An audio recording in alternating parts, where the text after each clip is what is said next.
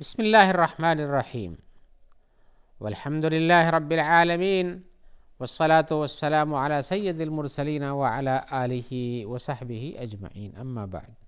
محترم ناظرین کرام، احکام دین کا پروگرام پیش خدمت ہے۔ آپ کے سوالوں کے جواب جو دینی مسائل پہ مشتمل ہوتے ہیں، عموماً ہم ان کا جواب کتاب و سنت کی روشنی میں پیش کر رہے ہیں۔ تو آئیے ہم آج کے پہلے سوال کی طرف آتے ہیں۔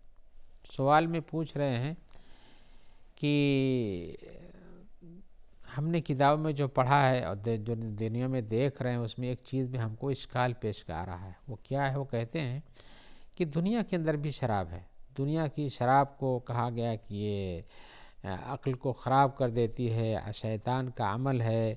اور ناپاک ہوتی ہے اور نجس ہوتی ہے، اور بھی بہت ساری چیزیں لکھی انہوں نے، اور حدیثوں میں آیا ہوا ہے، اور اسے آیتوں ثابت ہوتا ہے کہ جنت میں بھی شراب ہے۔ تو جب شراب یہاں بھی ہے، شراب وہاں بھی ہے، تو آخرت کی شراب حلال کیوں ہے اور یہاں کی حرام کیوں؟ اور یہاں کی حرام تو شراب وہاں بھی حرام ہونا چاہیے تھا۔ یہ ان کا سوال ہے۔ لیکن حقیقت یہ ہے کہ چیزوں کے جو مقاصد ہوتے ہیں، کسی چیز کے پیدا ہونے سے اگر نقصان ہوتا ہو تو جب نقصان ہونے لگے تو وہ چیز منع ہو جاتی ہے،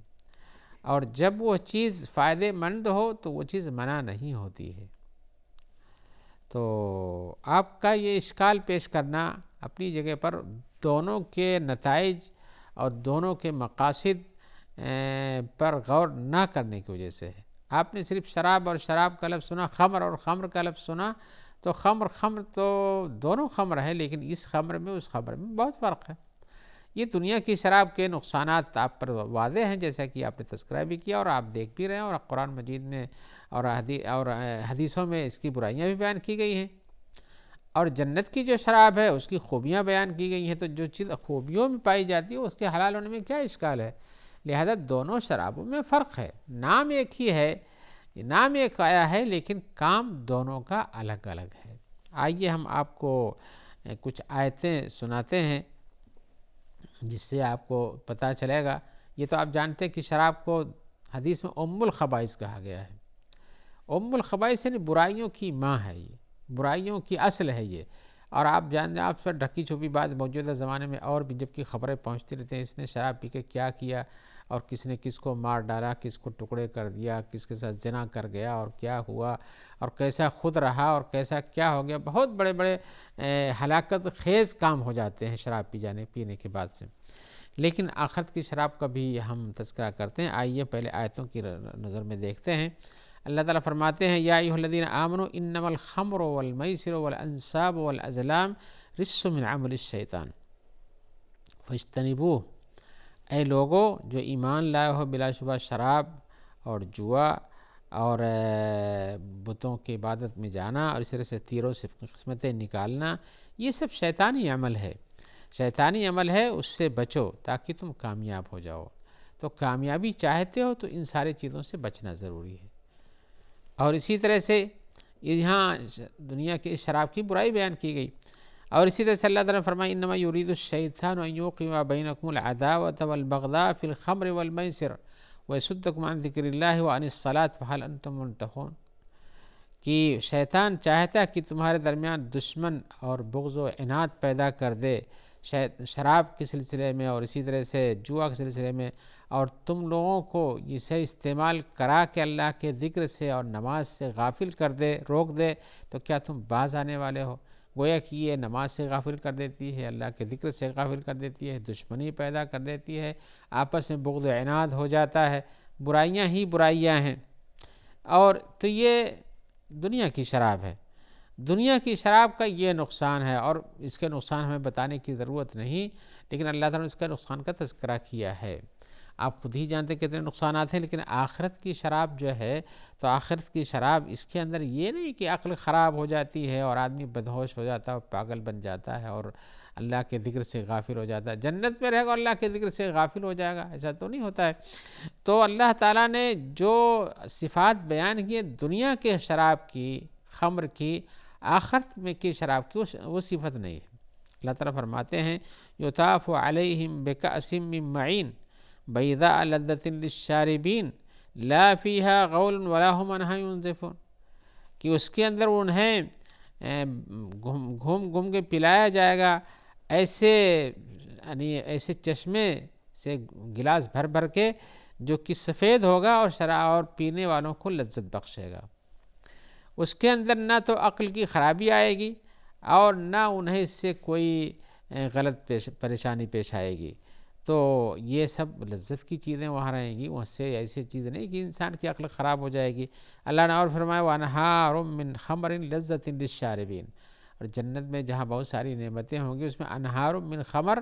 خمر کی نہریں بہتی ہوں گی شاربین پینے والوں کے لیے۔ تو جنت میں جو شراب کی نہریں ہیں وہ پاکیزہ ترین ہیں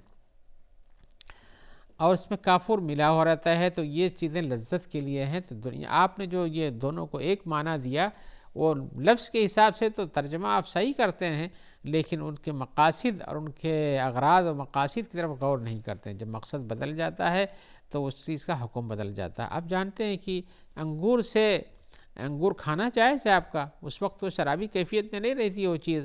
لیکن اگر اس کو شراب بنا کے پیش کیا جائے تو وہ چیز حرام ہو جاتی ہے، اس لیے کہ اس کی کیفیت بدل جاتی ہے، اس کا اثر بدل جاتا ہے۔ آئیے اسی جواب کے ساتھ ہم ایک اور ایک سوال کی طرف آتے ہیں۔ سوال میں ہمارے بھائی پوچھ رہے ہیں کہ شرعی طریقے سے ذبح کرنا یہ کیسا ہے، کیا ہے یہ، اور خاص طور سے اونٹوں کو ذبح کرنے کا کیا طریقہ ہے۔ اچھا کہ آپ نے پوچھا شرعی ذبح کرنے کا، اس لیے کہ ذبح کرنے کا مقصد تو شریعت نے جیسے حکم دیا ویسے کرنا چاہیے، وہی شریعت میں ذبح ہے۔ لیکن اگر کوئی گردن یوں کاٹ دے تو یا اس طرح سے مڑوڑ دے، جانور مر جائے، اس کے بعد اس کو کاٹ کے کھا جائے، یا ایسے ہی ذبح کرنے کا جو صحیح ڈھنگ کی جگہ ہو، جگہ کے بجائے دوسری کے کاٹ ڈالے اور کہے ہم نے دیکھو اس کا خون بہا دیا ہے، یہ سب شریعت میں اس کو ذبح نہیں کہتے ہیں۔ شریعت نے ذبح کرنے کا اصول بتایا ہے اور اس میں یہ چیز ہونی چاہیے۔ آئیے ہم آپ کو بتاتے ہیں کہ شریعت میں ذبح کرنے کا صحیح اور کامل طریقہ کیا ہے، اور خاص طور سے وہ لوگ جو ذبح کرتے ہیں انہیں ضرور جاننا چاہیے۔ تو کامل اور صحیح طریقہ، چاہے اونٹ ہو، چاہے بکری ہو، چاہے گائے ہو، چاہے کوئی اور جانور جو ذبح کیا جاتا ہے کھانے کے لیے حلال ہے، یہ ہے کہ اس کا گلا کاٹنا چاہیے۔ وہ گلا جو ہوتا ہے جس سے سانس آتی جاتی ہے، اور اسی طرح سے جس سے کھانا جاتا ہے اس کو کٹنا چاہیے، اور اسی طرح سے یہ بغل میں 2 نسیں ہوتی موٹی موٹی سی، اس کو بھی کٹنا چاہیے۔ تو طریقہ یہ ہے کہ حلقوم اور اسی طرح سے کھانا پانی، یعنی حلقوم جس سے سانس آتی جاتی ہے، اور اسی طرح سے کھانا پانی کا جو نالی ہے وہ جس کو مری کہتے ہیں، اور اسی طرح سے یہ دونوں طرف کی جو موٹی نسیں آتی ہیں وہ جو ان کو کاٹے جب ذبح کرنے والا تو وہ ذبح صحیح ہو جاتا ہے، صحیح اور کامل ہے، اور اس سے جسم کا پورا خون بہہ جاتا ہے۔ علماء کہتے ہیں کہ یہ اس طرح کا ذبح سارے لوگوں کے نزدیک حلال ہے۔ ذبح کا اس سے بھی کچھ کم طریقہ بھی ہے، وہ یہ ہے کہ آدمی حلقوم یعنی سانس لینے کی نالی کاٹے، کھانا جانے کی جو نالی ہوتی ہے وہ کٹ جائے، اور اسی طرح سے اس میں سے ادھر سے یا ادھر سے کوئی بھی ایک نس جو ہوتی ہے وہ کٹ جائے تو بھی ذبح صحیح ہے۔ تیسرا طریقہ یہ ہے کہ سانس کی نالی اور کھانے کی نالی کٹ جائے اور یہ سائڈ کی دونوں نسیں نہ کٹیں تو یہ بھی صحیح ہے، اس کا بھی علماء نے کہا کہ یہ ذبح ہو جاتا ہے۔ اور اس کی دلیل کیا دیا ہے انہوں نے، اس آخری بات کی جو کہہ رہا ہوں، وہ کہتے ہیں یہ حدیث میں آیا ما انہرت دم وذکر اسم اللہ علیہ فکلوا لیس السن والظفر، یہ بخاری اور مسلم کی روایت ہے کہ جو چیز خون بہا دے اور اس جانور پر اللہ کا نام لیا گیا ہو تو اس کو کھاؤ، لیکن دانت سے کاٹ کر کے ذبح نہیں ہوتا ہے اور نہ ناخن سے کاٹ کر ذبح ہوتا ہے۔ تو گویا کہ ذبح کرنے کی جو چیز ہے وہ کوئی دھاردار چیز ہوتی ہے، یہ دانت اور ناخن اس کے لیے نہیں ہوتا ہے۔ حتیٰ کہ اگر دھاردار چیزیں پتھر بھی ہو یا شیشہ ہو جس دھار ہو اسے کاٹا جا سکتا ہے تو ہو سکتا ہے۔ آپ نے پوچھا ہے کہ اونٹ کا ذبح کیسے ہوتا ہے، تو اونٹ کے ذبح میں یہ ہے کہ حقیقتاً اس کو کھڑا کر کے ذبح کرتے ہیں، پٹک کر نہیں، کھڑا رہتا ہے اور اس کے 3 باندھ دیتے ہیں، اور اس کا یہ پیچھے دائیں طرف کی سبزی 3 پیروں پہ کھڑا رہتا ہے، اور بائیں طرف کا جو پیر ہوتا ہے، یعنی جو ہاتھ والا جس کو کہتے ہیں آگے والا جو پیر ہوتا ہے وہ باندھ دیتے ہیں، وہ ایسے باندھ دیا جاتا ہے، اس کے بعد 3 پہ کھڑا ہوتا ہے، اس کو ذبح کرتے ہیں تو اسی پر گرتا ہے بائیں طرف کو، اور بقیہ یہاں لبے میں یہاں جو ہوتی ہے، یہاں جو جگہ ہوتی ہے وہاں پر مارتے ہیں اس کو، تیر سے مارتے ہیں، خون بہنے لگتا ہے، جب خون کا بیشتر حصہ گر جانے لگتا ہے تو وہ غشی کھا کر نیچے گر پڑتا ہے، اور اس کے بعد پھر اس کا حلقوم کاٹتے ہیں۔ اور اسی طرح سے سنت کی ذبح میں سے ایک چیز یہ بھی ملحوظ رکھنا چاہیے کہ جانور کو اس کے بائیں پہلو پر لٹا کے ذبح کرنا چاہیے۔ سنت کا ایک طریقہ یہ بھی ہے، اسی میں یہ بھی ملحوظ رکھنا چاہیے کہ قبلہ کی طرف متوجہ رکھنا چاہیے اس کو، لیکن یہ چیزیں یعنی سنت واجبہ میں سے نہیں ہیں، کریں تو بہتر ہے، اس کے بغیر بھی ذبح ہو جاتا ہے، کوئی مشکل نہیں، اگر غیر قبلہ طرف بھی ذبح کر دیا تو ذبح ہو جاتا ہے، یا ادھر پٹک کر دیتا ہے، لیکن سنت میں رسول صلی اللہ علیہ وسلم کے طریقے ذبح میں سے یہ چیز بھی داخل ہے۔ اور ذبح کرنے کے آلات میں کہا چھری کے علاوہ بھی اگر کوئی چیز ایسی تیز دھاردار ہوتی کاٹتی ہے تو اس میں کچھ ممانعت نہیں ہے، لیکن دانت سے کاٹ کے ذبح کرنا یا ناخن سے کاٹ کے ذبح کرنا، کسی کے ناخن بھی اتنا ہو سکتا ہے جس کا چمڑا بھی کاٹ دے، تو یہ سب درست نہیں ہے۔ آئیے ہم ایک اور سوال کی طرف آتے ہیں جو کہ بہت ہی مہم ہے، اور مہم اس لیے ہے کہ سوال میں پوچھ رہے ہیں کہ کیا نبی صلی اللہ علیہ وسلم کی قسم کھائی جا سکتی ہے، جس میں اللہ کی قسم کھاتے ہیں، رب کعبہ کی قسم کھاتے ہیں، رب کعبہ کی نہیں کہہ رہا ہوں، رب کعبہ کی قسم کھا رہے ہیں، یا کہ رب جبریل، رب محمد، رب ابراہیم، کسی بھی، لیکن رب کی قسم کھاتے ہیں، اللہ کی قسم کھاتے ہیں، وہ درست ہے، لیکن یہاں سوال میں پوچھ رہے ہیں کہ کیا نبی صلی اللہ علیہ وسلم کی قسم کھائی جا سکتی ہے،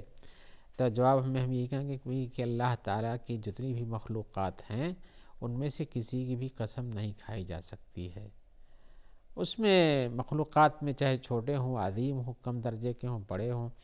وہ سب شامل ہیں۔ نہ کعبہ کی قسم کھانا چاہیے، نہ ایسے ہی کچھ لوگ کہتے ہیں میں امانت داری قسم، ایمان کی قسم، اور بھی بہت سی قسمیں، کچھ لوگ باپ کی قسم، بیٹے کی قسم، ماں کی قسم، اور قسم کی بڑی شکلیں ہیں، اپنے مذہب کے حساب سے لوگ کرتے ہوں گے، لیکن ہم یہ قسمیں بیان کرتے ہیں کہ مسلمان بھی ایسا کر جاتے ہیں، لہذا ان کو متنبہ رہنا چاہیے، بلکہ یہ سب قسم درست نہیں ہے، علماء کا اس پر اجماع ہے کہ یہ اس قسم کی جو قسمیں لوگ کھاتے ہیں یہ درست نہیں ہے۔ اور نبی کی قسم کھانے کے بارے میں کچھ تھوڑے سے لوگوں نے کہا کہ درست ہے،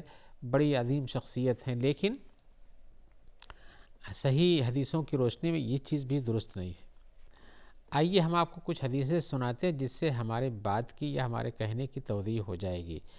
بخاری شریف وغیرہ کی روایت میں ہے، حضرت عمر الخطاب کہتے ہیں کہ رسول اللہ صلی اللہ علیہ وسلم نے ایک فرمایا ہے کہ ان اللہ ینہاکم ان تحلفوا بآبائکم فمن کان حالفا فلیحلف باللہ او لیصمت، یہ بخاری اور مسلم کی روایت جس میں نے بتایا ہے۔ حضرت عمر الخطاب کہتے ہیں کہ رسول اللہ صلی اللہ علیہ وسلم نے فرمایا کہ اللہ تبارک و تعالی تم لوگوں کو روکتے ہیں کہ تم اپنے باپ دادا کی قسم کھاؤ، اگر تم میں سے کوئی قسم کھانا چاہتا ہے کسی بات پر تو اسے فلیحلف باللہ، اللہ کی قسم کھانا چاہیے، او لیصمت، یا قسم نہ کھائے، چپ رہ جائے۔ آپ یہاں دیکھتے ہیں واضح طور پر حضرت عمر الخطاب کہتے ہیں کہ اللہ کے رسول نے کہا ہے کہ اپنے ماں باپ کی قسم نہیں کھاؤ، اور قسم کھانا بھی ہے تو صرف اللہ کی قسم کھاؤ، اللہ کی قسم کھاؤ، اور نہ آپ نے کسی اور کا تذکرہ نہیں کیا۔ ابو ہریرہ کی روایت ہو بھی بخاری اور مسلم میں ہے، من حلف فقال فی حلفہ باللات والعزى فلیقل لا الہ الا اللہ، بخاری اور مسلم کی روایت میں ابو ہریرہ کہتے ہیں کہ اللہ کے رسول کا فرمان ہے کہ تم میں سے اگر کوئی جس نے قسم کھاتے ہوئے کہا کہ میں قسم کھاتا ہوں لات و عزیٰ کی، یعنی کفار مکہ کے معبود تھے سب، اور ان کی بڑی تعظیم کرتے تھے، مکہ میں نسب تھے بیت اللہ کے پاس، تو کہا ان کی لات اور عزیٰ کی قسم کھاتا ہوں، تو اسے کہنا چاہیے لا الہ الا اللہ، یعنی اس قسم پر اپنا افسوس کرتے ہوئے فوراً لوٹ کر کے اس کو لا الہ الا اللہ کہنا چاہیے کہ اللہ کے علاوہ کوئی معبود نہیں، یعنی اللہ کی قسم کھانا چاہیے، نہ کہ جو کہہ گیا وہ غلطی کیا اس نے۔ اس لیے کہ لات اور عزیٰ کی قسم کھانا یا غیر اللہ کی قسم کھانا ایک طرح کا شرک ہے۔ قسم اللہ کے نام کی ہے، کسی اور کے نام کی نہیں ہونی چاہیے۔ جب شرک میں پڑ جاتا ہے تو اسے لوٹ کر توحید کی طرف آنا چاہیے۔ توحید کیا ہے؟ لا الہ الا اللہ، اللہ کے علاوہ کوئی معبود برحق نہیں ہے، تو اس طرف آنا چاہیے، اور یہ بھی اخلاص کے ساتھ کرنا چاہیے تاکہ جو شرک کا کام کر گیا ہے اس سے بچ جائے۔ ایسے ہی ترمذی اور حاکم کی روایت میں ہے، سند صحیح ہے، ابن عمر کہتے ہیں کہ اللہ کے رسول نے فرمایا ہے، من حلف بغیر اللہ فقط کفر او اشرک، جس نے اللہ کے علاوہ کسی کی قسم کھائی فقط کفر، تو اس نے کفر کا کام کیا، او اشرک یا شرک، مشرک بن گیا، یہ شرک کا کام کیا۔ تو غیر اللہ کی قسم کھانا یہ کفر اور شرک کے درجے میں پہنچا دیتا ہے۔ جیسے میں نے کہا کہ حضرت ابو ہریرہ نے کہا کہ اس وقت لوٹ کر لا الہ الا اللہ کہنا چاہیے۔ اور ایسے بریدہ بن حصیب کی روایت میں ہے، وہ کہتے ہیں نبی صلی اللہ علیہ وسلم فرمایا، من حلف بالامانۃ فلیس منا، کہ جو آدمی امانت کی قسم کھائے، کہا کہ میں اپنے امانت داری کی قسم کھاتا ہوں، میں اپنے سچائی کی قسم کھاتا ہوں، میں اپنے فنا کی قسم کھاتا ہوں، اپنے نیک کسی کام کی، تو فلیس منا، تو وہ ہم میں سے نہیں، اس لیے کہ قسم صرف اللہ کے نام کی کھائی جاتی ہے۔ ابو ہریرہ کی ایک روایت اور بھی ہے جس میں اور تفصیل ہے، وہ کہتے ہیں رسول اللہ صلی اللہ علیہ وسلم فرمایا ہے، لا تحلفوا بآبائکم، اپنے باپ کی قسم نہ کھایا کرو، اپنے باپ دادا کی، ولا بأمہاتکم، اور نہ اپنے ماں اور ان کی ماؤں کی قسم کھایا کرو، ولا بالانداد، اور نہ کسی اور جس سے تم اللہ کے ساتھ شریک سمجھتے ہو یا ہوتے ہیں جن کو بڑا سمجھتے ہو ان کو بھی نہیں، ولا تحلفوا باللہ الا وانتم صادقون، اور جب بھی تمہیں اللہ کی قسم کھانی ہے تو سچی چیز میں کھاؤ، جھوٹ کسی چیز میں اللہ کی قسم نہ کھاؤ۔ ولا تحلفوا باللہ الا وانتم صادقون، اور تم اللہ کی قسم کھاؤ نہ کھاؤ الا کہ تم صادق ہو، یعنی سچی ہی چیز میں، قسم میں سچے ہو، تو اس طرح قسم کھانا چاہیے۔ تو گویا کہ قسم کھانے کے لیے انسان کو بہت محتاط رہنا چاہیے، اور یہ غلط ہے کہ آدمی کسی اور کی قسم کھائے۔ اور جو افلح و ابی ہے ان صدقہ جس سے استدلال کرتے ہیں کہ اللہ کے رسول کے سامنے کسی نے قسم کھائی اپنے باپ کی، آپ نے کہا اپنے اس کے باپ کی قسم، تو یہ کہتے ہیں کہ قسم پر ممانعت کے وارد ہونے سے پہلے کی بات ہے۔ بہرحال انسان کو کفارہ، اگر قسم غلط چیز پہ کسی غیر اللہ کی کھا لیتا ہے تو اس کا کفارہ بھی سنا دیتا ہوں کہ اسے لا الہ الا اللہ وحدہ لا شریک لہ لہ الملک و لہ الحمد وہو علی کل شیء قدیر کہنا چاہیے، اور اس طرح سے بائیں طرف تھوکنا چاہیے 3 بار، اور اعوذ باللہ من الشیطان الرجیم پڑھنا چاہیے، اور دوبارہ ایسا کام نہیں کرنا چاہیے۔ یہ نسائی کی روایت میں صحیح سند سے وارد ہے۔ یہ سعد بن ابی وقاص نے کہا کہ اللہ کے رسول نے ہم کو غلط قسم کھانے پر یہی فرمایا کہ ایسا کرو، میں نے لات و عزیٰ کی قسم کھا لی تھی تو ہم کو یہ طریقہ سکھایا ہے۔ آئیے اسی جواب کے ساتھ ہم امید رکھتے ہیں کہ انشاءاللہ آپ سے جلد ملاقات ہوگی، جس میں آپ کے سوالوں کے جواب ہم کتاب و سنت کی روشنی میں پیش کریں گے۔ جو لوگ آپ تک اس کو چیز کو پہنچانے میں تعاون کرتے ہیں، اللہ تعالیٰ ان کو خیر رکھے، اور ہمیں اور آپ کو بھی۔ السلام علیکم ورحمۃ اللہ وبرکاتہ۔